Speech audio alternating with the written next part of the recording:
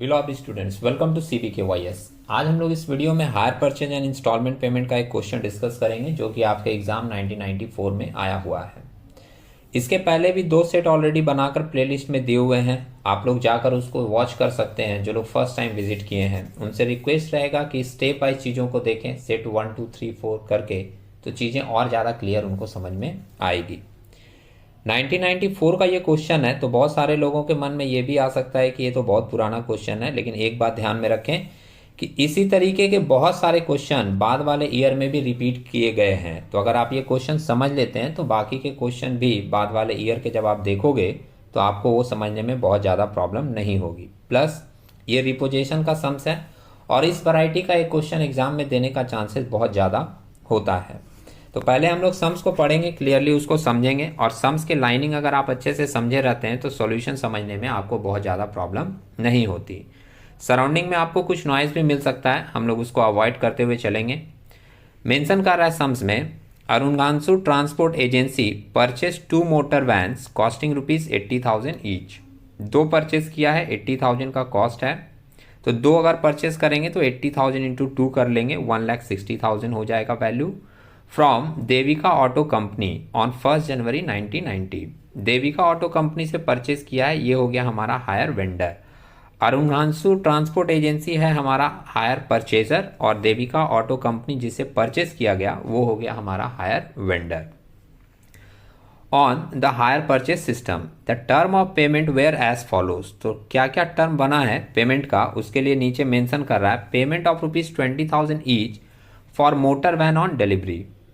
20,000 each करके on delivery payment कर दिया जाएगा, जिसको हम लोग डाउन पेमेंट भी बोलते हैं। तो 20,000 इंटू 2 करके लेंगे 2 का, 40,000 का हो जाएगा down payment. And reminder in 3 equal instalment together with interest 10% per annum to be paid at the end of each year. और बाकी का जो पैसा बचेगा उसके लिए मेंशन किया गया है कि वो 3 इक्वल इंस्टॉलमेंट में पेड किया जाएगा। आप एक बार माइंड कैलकुलेशन करके देख लो, 1,60,000 का आपने एसेट खरीदा जिसमें 40,000 रुपये आपने डाउन पेमेंट कर दिए। तो 1,60,000 में 40,000 पेमेंट करने के बाद आपके पास वैल्यू बचेगा 1,20,000, और 1,20,000 को 3 इक्वल इंस्टॉलमेंट में देना है। तो 1,20,000 डिवाइडेड बाई 3 आप कर दोगे तो आपको वैल्यू मिल जाएगी 40,000 की। ये 40,000 का बन जाएगा इंस्टॉलमेंट, लेकिन जब हम लोग पेमेंट करेंगे तो उसमें 10% ऐड करके इंटरेस्ट तब पेमेंट दिखाएंगे।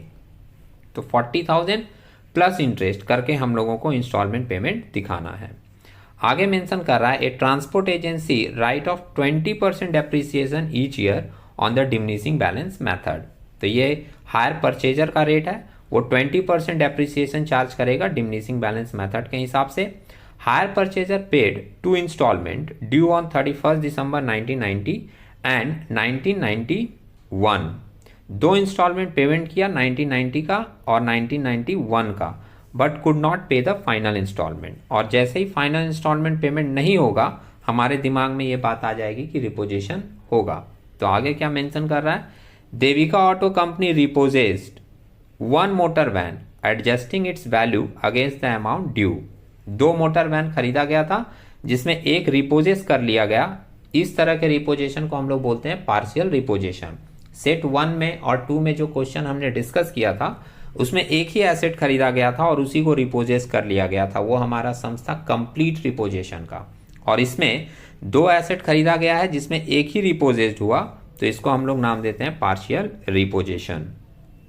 आगे मेंशन कर रहा है, the repossession was done on the basis of 25% depreciation on fixed installment method।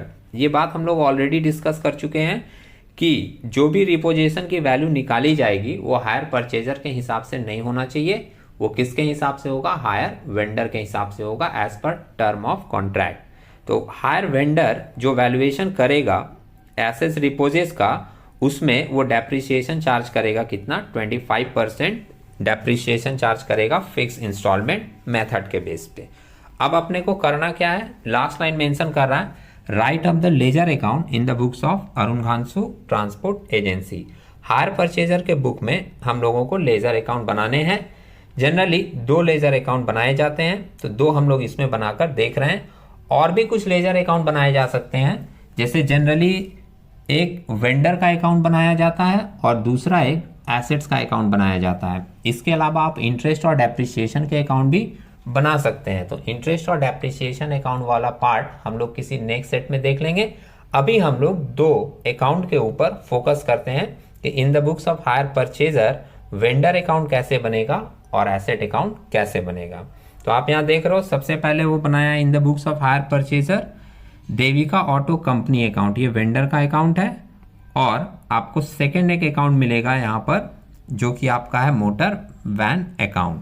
तो पहले हम लोग ये दो अकाउंट देख लेते हैं और ऑलरेडी हम लोग ये डिस्कस कर चुके हैं कि ये जो लेजर अकाउंट बनाए जाते हैं ये जर्नल को फॉलो करके बनाए जाते हैं। तो जो कुछ बेसिक जर्नल एंट्रीज इसकी बनती है, 6 एंट्रीज जनरली होती है, वो एंट्रीज को फॉलो करके ही हम लोग देखेंगे कि एक एक करके कैसे लेजर अकाउंट यहाँ पर पोस्ट किया गया है।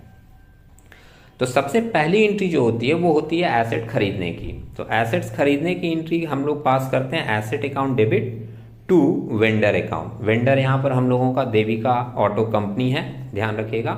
एसेट हम लोगों का क्या था, एसेट हम लोगों का था मोटर वैन। तो जब एंट्री पास होगी तो एंट्री होगी motor van account debit to Devika auto company account. तो मोटर वैन अकाउंट अगर बनेगा तो उसके डेबिट में पोस्ट होगा। आप लेजर पोस्टिंग जानते हैं, आप हम लोग यहाँ पर जाकर देख लेते हैं। मोटर वैन अकाउंट में ये आप देख रहे हो यहाँ पर डेबिट साइड में पोस्ट कर दिया क्या, टू देविका ऑटो कंपनी, कितने का, 1,60,000 का, 80,000 करके परचेस किया था।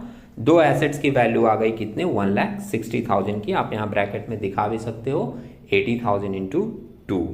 एसेट के डेबिट में रिकॉर्ड करने के बाद हम लोग वेंडर के क्रेडिट में रिकॉर्ड करते हैं। तो आप यहाँ वेंडर अकाउंट में आ जाएं और वेंडर अकाउंट के क्रेडिट साइड में देखें 1190 का डेट देकर बाई मोटर वैन अकाउंट बोलकर दिखा दिया। कॉस्ट ऑफ 2 वैन कितना, 1,60,000। तो पहली एंट्री जो है परचेज की होती है वो पास कर दी गई।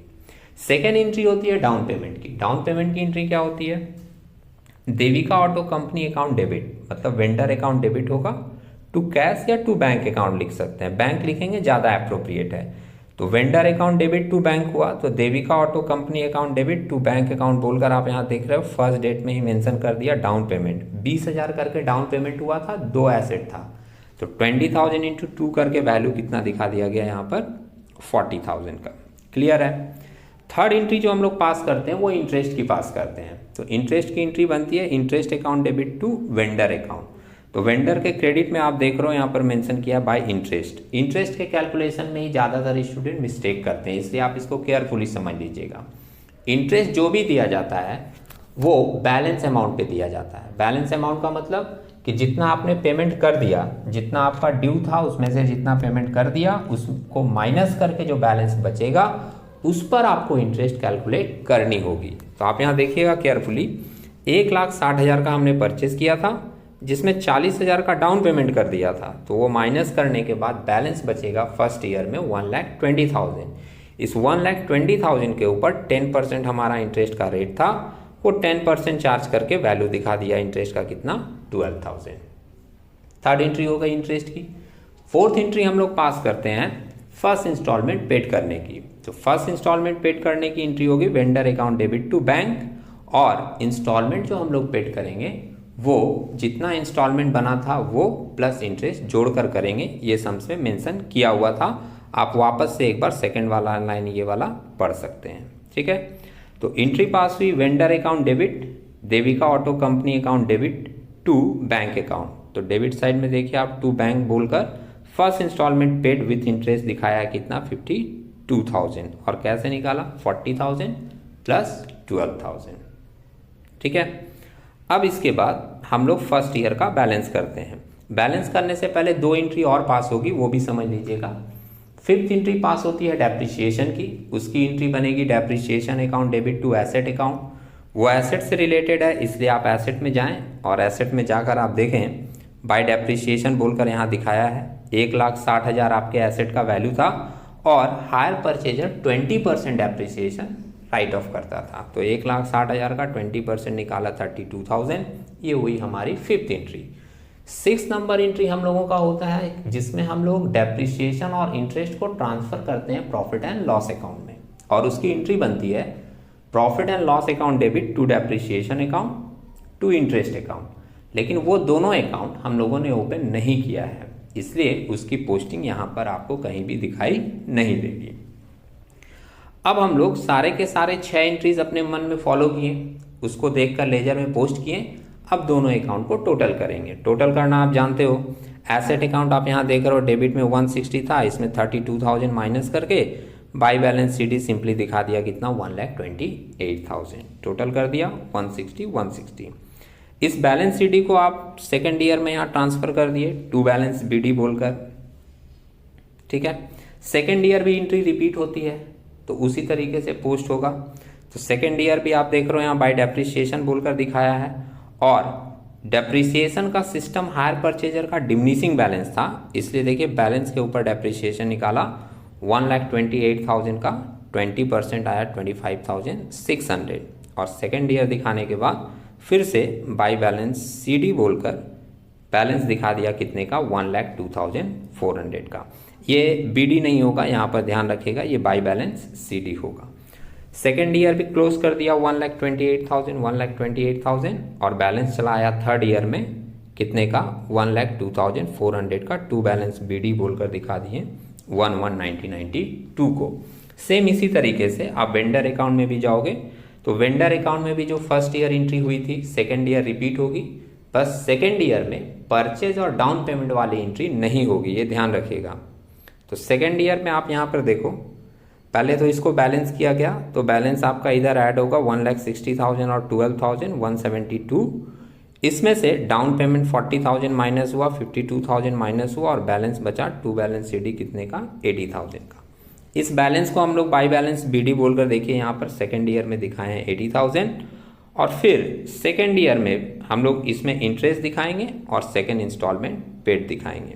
तो इस साल का तो बैलेंस ही हम लोगों का बचा है 80,000, और मैं ऑलरेडी बोल चुका हूँ 2 बार कि हम लोग जब इंटरेस्ट दिखाएंगे तो बैलेंस अमाउंट पे दिखाएंगे। तो 80,000 के ऊपर ही हम लोग 10% बाई इंटरेस्ट बोलकर दिखा दिए, कितना आ गया हम लोगों का, 8,000। इंस्टॉलमेंट पेड करेंगे तो vendor account debit to bank होगा, तो डेबिट साइड में टू बैंक बोलकर देखिए सेकेंड इंस्टॉलमेंट पेड दिखाया, 40,000 का इंस्टॉलमेंट था और 8,000 की हम लोगों की इंटरेस्ट थी, तो टोटल पेमेंट करके कितना दिखाया, 48,000। और फिर क्रेडिट साइड ऐड किया तो क्रेडिट साइड ऐड करके वैल्यू आया 88,000, और डेबिट का बैलेंस माइनस करके सेकेंड ईयर का टू बैलेंस सीडी कितना आ गया हम लोगों का, 40,000। ठीक है, ये 40,000 to balance CD third year में ब्रॉड डाउन किया गया, ब्रॉड डाउन करके दिखाएं बाई बैलेंस बीडी कितने का, 40,000 का। थर्ड ईयर में भी हम लोग इंटरेस्ट दिखाएंगे तो बाई इंटरेस्ट बैलेंस 40,000 है, 40,000 का 10% इंटरेस्ट दिखा दिए 4,000 का। लेकिन ध्यान रखें कि मेंशन किया था सम्स में कि third year last installment payment नहीं हुआ और इसके बदले एक एसेट को रिपोजेस कर लिया गया। तो जब थर्ड ईयर में जाओगे तो आप इंटरेस्ट की एंट्री एज यूजुअल दिखा दोगे, लेकिन पेमेंट की एंट्री नहीं दिखाओगे। एसेट अकाउंट में भी थर्ड ईयर में आप डेप्रिसिएशन की एंट्री नॉर्मल दिखा दोगे, ठीक है। जैसे 1,02,400 एसेट्स में बैलेंस था तो इसका डेप्रिसिएशन बाय डेप्रिसिएशन बोलकर 1,02,400 का 20% 20,480 दिखा देंगे। इसके बाद हम लोग होल्ड करेंगे और फाइंड आउट करेंगे कि जो एसेट रिपोजेस किया गया उस एसेट्स की वैल्यू क्या थी एज पर वेंडर, और उस एसेट्स के रिपोजेशन में हायर परचेजर का कितना लॉस हुआ। ये निकालने के लिए आप लोगों को एक वर्किंग करनी पड़ेगी। यहाँ पर वर्किंग की कैलकुलेशन थोड़ी सी चेंजेस थी, हमको थोड़ा सा लगा था कि स्टूडेंट शायद कन्फ्यूजन में आ जाए, इसलिए हमने एक इसकी कैलकुलेशन की है हैंड रिटन। थोड़ा सा आपको प्रॉब्लम हो सकता है देखने में, लेकिन आप केयरफुली मेरे बातों को फॉलो करोगे तो चीज़ें आपको समझ में आएगी और वर्ड भी आपको दिखेगा। यहाँ पर मेंशन किए हम वर्किंग नोट 1 में कैलकुलेशन फॉर प्रॉफिट और लॉस ऑन रिपोजिशन। बहुत सिंपल तरीका है। हायर परचेजर के हिसाब से 20% डिमिनिशिंग बैलेंस मेथड था। सम्स में मेंशन किया था कि हायर वेंडर जब उसको टेक ओवर करेगा तो 25% स्ट्रेट लाइन मेथड फॉलो करेगा। अब एक एसेट्स को रिपोजेस किया गया था, इसलिए एक एसेट्स की वैल्यू लेकर हम लोग स्टार्टिंग से चलेंगे और हर साल का डेप्रिसिएशन उसमें से माइनस करते करते उस डेट तक पहुंचेंगे जिस डेट में रिपोजेशन हुआ है। तो बुक वैल्यू 1,190 को दिया था, एक एसेट्स का वैल्यू था 80,000, इसमें भी ले लिए 80,000। फर्स्ट ईयर का हम लोग डेप्रिसिएशन माइनस किए तो इसके हिसाब से 20% था, 16,000 हुआ। लेकिन यहाँ पर 25% था स्ट्रेट लाइन मेथड, तो कितना ले लिए 80,000 का 25% 20,000, माइनस करके बैलेंस नीचे दिखा दिए 64,000 और 60,000। ध्यान रखिएगा, आपको पता है ऑलरेडी कि स्ट्रेट लाइन मेथड में हर साल डेप्रिसिएशन सेम होता है। तो आप यहाँ देखोगे सेकेंड ईयर का भी कितना माइनस किया गया 20,000, बैलेंस आया 40,000, और थर्ड ईयर का भी माइनस किया गया कितना 20,000, और थर्ड ईयर के बाद बैलेंस यहाँ पर बच रहा है वेंडर के हिसाब से कितने का 20,000 का। ठीक है, डिमिनिशिंग बैलेंस मेथड में हम लोग नेक्स्ट ईयर से बैलेंस पे चार्ज करते हैं। तो ये जो बैलेंस बचा था 64,000 का, इस पर डेप्रिसिएशन निकाला गया 91 का 20%, तो आया कितना वैल्यू 12,800।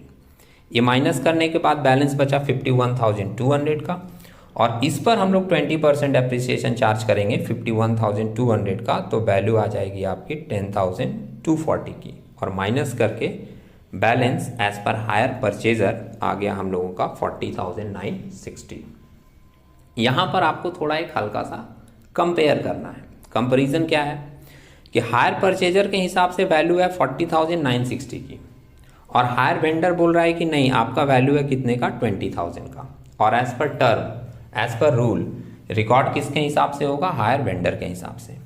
तो रिकॉर्ड होगा आपका 20,000 से, लेकिन हायर परचेजर का तो वैल्यू था 40,960, तो जो डिफरेंस होगा वो इंडिकेट करेगा कि वो हायर परचेजर का लॉस है। इसलिए यहाँ पर लास्ट आप एक देख रहे हो लाइन लिखी हुई है लॉस ऑन रिपोजिशन, 40,960 में से 20,000 माइनस किए तो डिफरेंस आया 20,960 का। ये इंडिकेट करेगा कि ये हायर परचेजर का लॉस हो गया, और ये ट्रांसफर होगा कहाँ प्रॉफिट एंड लॉस अकाउंट में। अब इसकी रिकॉर्ड हम लोग कैसे करते हैं ये देखिए, आप लोग वापस से आ जाते हैं हम लोग अपने लेजर अकाउंट में। तो जब रिपोजिशन होगा तो उसकी एंट्री बनती है वेंडर अकाउंट डेबिट, मतलब Devika auto company account debit होगा, टू एसेट अकाउंट मतलब टू मोटर वैन अकाउंट। तो आप देख रहे हो देविका ऑटो के डेबिट में लिखा है टू मोटर वैन बोलकर, यहाँ फिगर थोड़ा एडजस्ट कर लेते हैं, टू मोटर वैन बोलकर दिखाया है कितने का 20,000 का, और मोटर वैन के क्रेडिट में आप देखोगे बाय देविका ऑटो कंपनी बोलकर दिखाया वैल्यू कितने का 20,000 का। ये हो गया रिपोजिशन। जो लॉस हुआ था एसेट के ऊपर वो ट्रांसफर हो जाएगा प्रॉफिट एंड लॉस अकाउंट में, तो उसकी एंट्री बनती है profit and loss account debit to asset account, मतलब profit and loss account debit to motor van account. तो मोटर वैन के क्रेडिट में आप देखोगे by profit and loss account बोलकर दिखा दिया वैल्यू कितने का 20,960 का, लॉस ऑन रिपोजिशन। ये एंट्री दिखाने के बाद आप सिंपली फिर क्या करोगे, दोनों अकाउंट को क्लोज कर दोगे, क्लोज करके बैलेंस CDBD ब्रॉट डाउन कर दोगे। जैसे आप यहाँ देख रहे हैं एसेट अकाउंट में डेबिट साइड में था 1,02,400, इसमें से माइनस करेंगे क्रेडिट वाला 20,480, 20,000 का रिपोजिशन और 20,960 का लॉस, माइनस करके बैलेंस बचेगा बाय बैलेंस CD 40,960। और ये CD का बैलेंस आप क्या कीजिएगा वापस टोटल के बाद टू बैलेंस BD करके भी शो कर दीजिएगा, चीज़ें आपकी थोड़ी क्लियर रहेंगी, कंप्लीट दिखेंगी। और इसी तरीके से वेंडर अकाउंट के क्रेडिट साइड में बैलेंस था 40,000 और 4,000 44,000, इसमें से डेबिट वाला 20,000 माइनस करेंगे तो टू बैलेंस CD करके वैल्यू बचेगा कितने का 24,000 का।